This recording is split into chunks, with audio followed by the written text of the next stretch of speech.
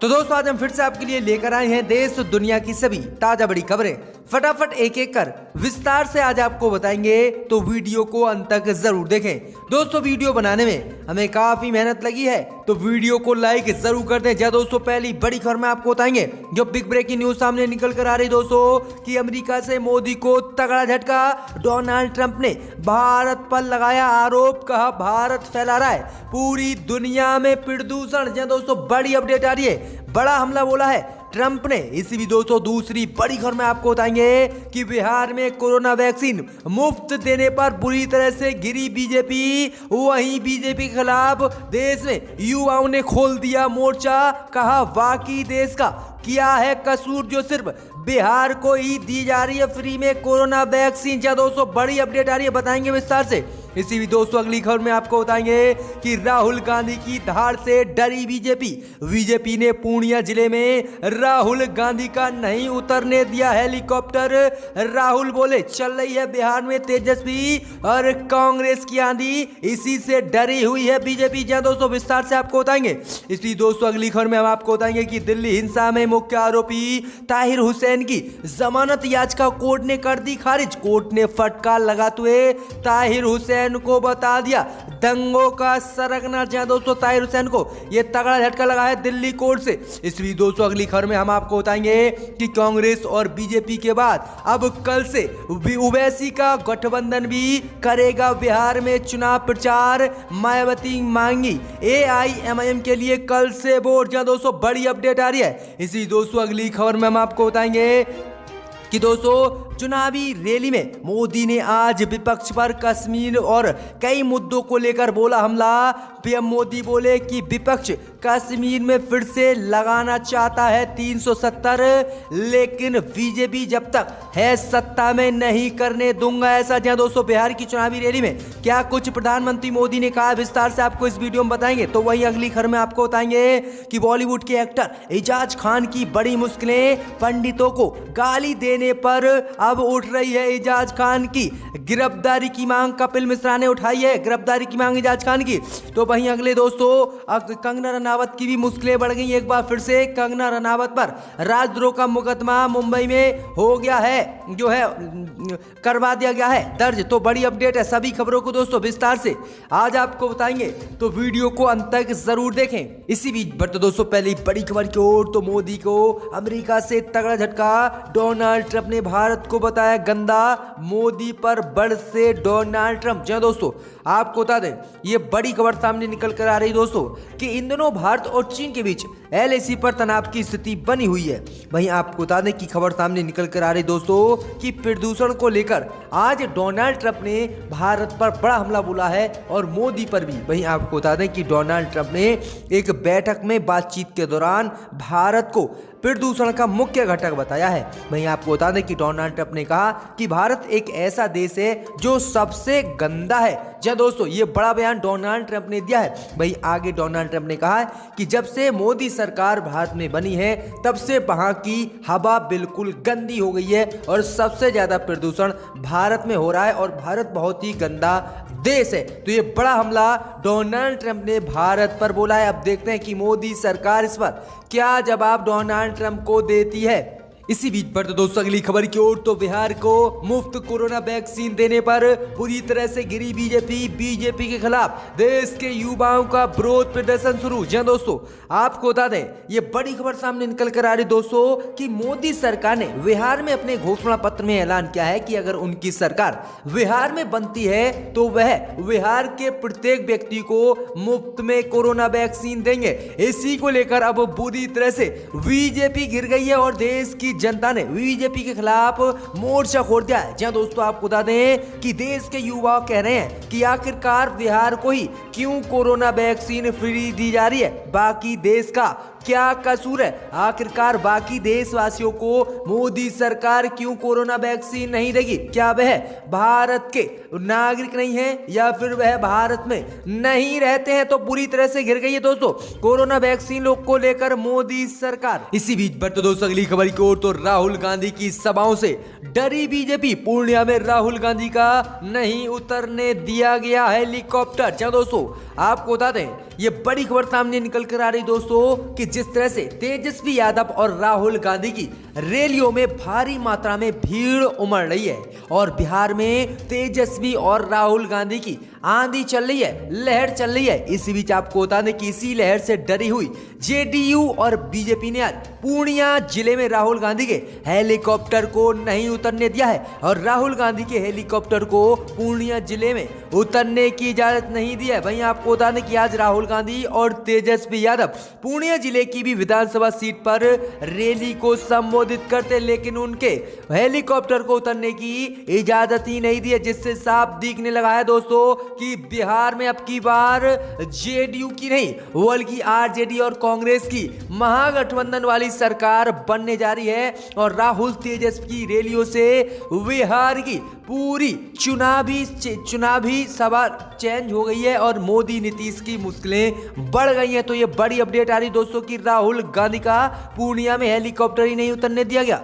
इसी बीच बढ़ते दोस्तों अगली खबर की ओर तो दिल्ली हिंसा को लेकर ताहिर हुसैन की जमानत याचिका कोर्ट ने आज कर दी खारिज। कोर्ट ने बताया ताहिर हुसैन को दिल्ली दंगों का सरगना। जहां दोस्तों आपको बता दें ये बड़ी खबर सामने निकल कर आ रही दोस्तों कि नागरिकता संशोधन कानून और एनआरसी के विरोध प्रदर्शन के दौरान दिल्ली में हुई हिंसा को लेकर आज दिल्ली की अदालत ने आम आदमी पार्टी के पूर्व पार्षद ताहिर हुसैन को जमानत देने से इनकार कर दिया है। कोर्ट ने कहा है कि दिल्ली के दंगों में उसकी सक्रिय भूमिका थी और उसने दिल्ली में दंगे फैलाए थे। वहीं आपको बता दें कि दिल्ली पुलिस ने दिल्ली दंगों को लेकर ताहिर हुसैन को मुख्य आरोपी बताया था और अपनी चार्जशीट में दिल्ली दंगे कराने का मुख्य आरोपी ताहिर हुसैन को दिल्ली पुलिस ने बताया था और कहा था कि दिल्ली हिंसा में 1 करोड़ रुपए भी ताहिर हुसैन ने ही खर्च किए थे। इसी के आधार पर आज एक कोर्ट ने दिल्ली के फटकार लगाते हुए जमानत याचिका ताहिर हुसैन की खारिज कर दी है, जबकि अन्य आरोपियों को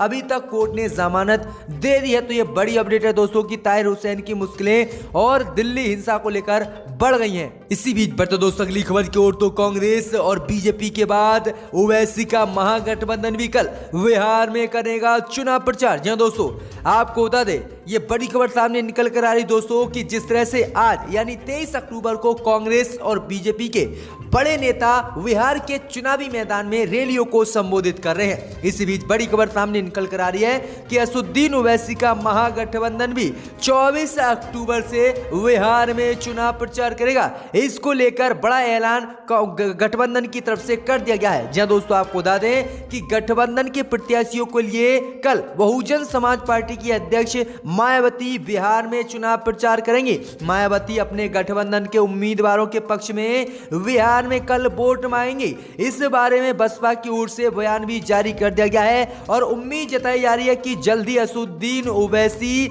और रालोसपा सांसद उपेंद्र कुशवाहा भी बिहार के चुनाव में रैलियों को संबोधित करेंगे। तो ये बड़ी अपडेट आ रही दोस्तों कि कल से ओवैसी का महागठबंधन भी चुनावी मैदान में उतरने वाला है और रैलियां करने वाला है। इसी बीच बढ़ते दोस्तों अगली खबर की ओर तो बिहार की पहली चुनावी रैली में बोले मोदी विपक्ष कश्मीर में 370 लाना चाहता है।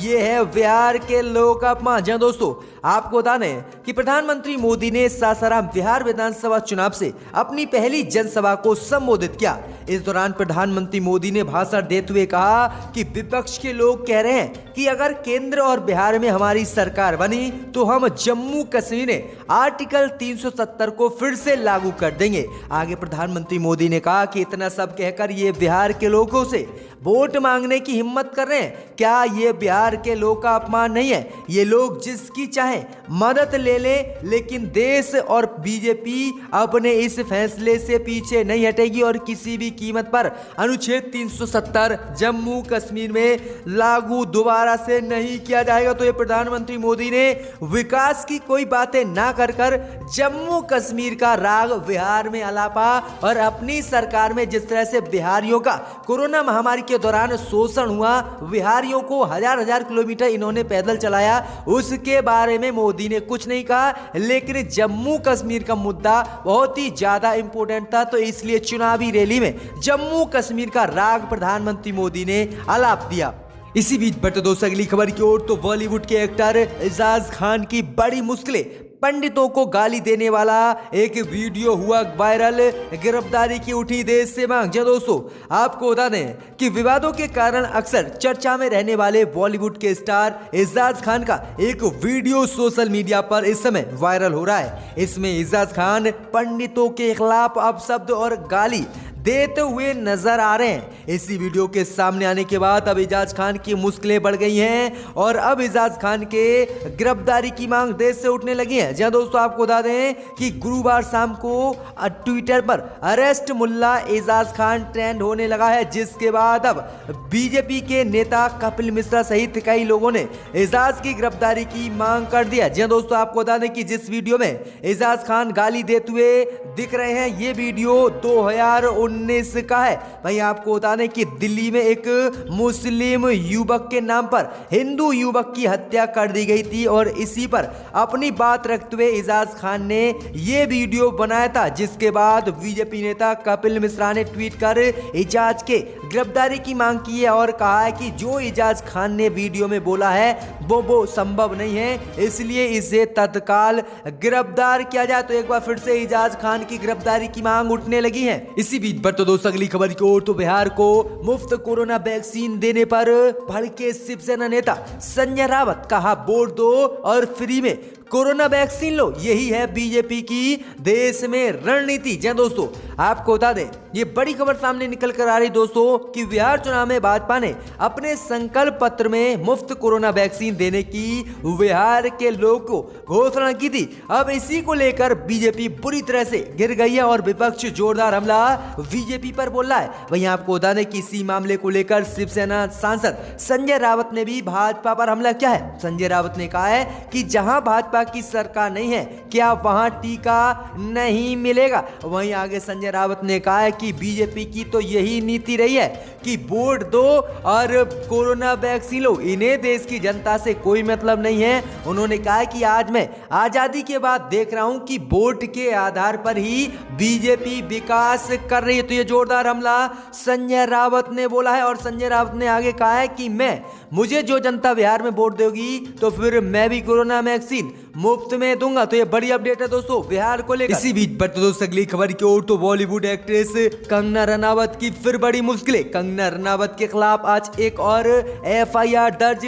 वहीं राजद्रोह और ज्यूडिशरी का मजाक उड़ाने का है आरोप। जो दोस्तों आपको बता दें कि बॉलीवुड एक्ट्रेस कंगना रनावत की मुश्किलें बढ़ती हुई जा रही हैं। जो दोस्तों आपको बता दें कि बांद्रा कोर्ट के बाद आज अंधेरी कोर्ट में भी उनके खिलाफ शिकायत दर्ज की गई है और मांग की गई है कि कंगना रनावत को तत्काल गिरफ्तार कर जेल में डाला जाए। वहीं आपको बता दें कि कंगना रनावत पर आरोप है कि वह धार्मिक भावनाओं को देश में भड़का रही हैं और पुलिस और कोर्ट के आदेशों का मजाक बना रही है। तो ये बड़ी अपडेट आ रही है दोस्तों की कंगना रनावत की एक बार फिर से मुश्किलें बढ़ गई हैं। इसी बीच पर तो दोस्तों अगली खबर की ओर, तो कोरोना वैक्सीन और बिहार में बीजेपी के घोषणा पत्र को कांग्रेस ने बताया झूठा, कहा बीजेपी रद्दी में इसे फाड़ दे। जी दोस्तों, आपको बता दें कि जिस तरह से बिहार विधानसभा चुनाव को लेकर बीजेपी ने अपने घोषणा पत्रों को जारी किया और इसमें ऐलान किया कि वह कोरोना वैक्सीन पूरे प्रदेश में फ्री देंगे और 19 लाख नौकरियां देंगे, जबकि बीजेपी की सहयोगी संगठन जेडीयू बार बार ऐलान कर रही है कि तेजस्वी यादव ने जो 10 लाख नौकरियां देने का वादा किया है तो वह नौकरियां कहां से देंगे और पैसा तो बिहार में है ही नहीं, जबकि मोदी सरकार ने उसकी डबल नौकरियां देने का ऐलान किया है बिहार में, यानी 19 लाख नौकरियां देने का ऐलान किया है। तो ये बताइएगा कि अब बीजेपी की जो 19 लाख नौकरियां हैं उसके लिए पैसा कहां से आएगा और बीजेपी कहां से देगी, जो अपने घोषणा पत्र में बीजेपी ने ऐलान किया है। तो इसी को लेकर कांग्रेस ने हमला बोला है कि ये वादे जितने भी बीजेपी ने किए हैं सारे झूठ हैं और एक नौकरी भी ये लोग नहीं देंगे और ना ही मुफ्त में कोरोना वैक्सीन देंगे। तो ये बड़ी अपडेट है कि कांग्रेस का ये जोरदार हमला बीजेपी पर।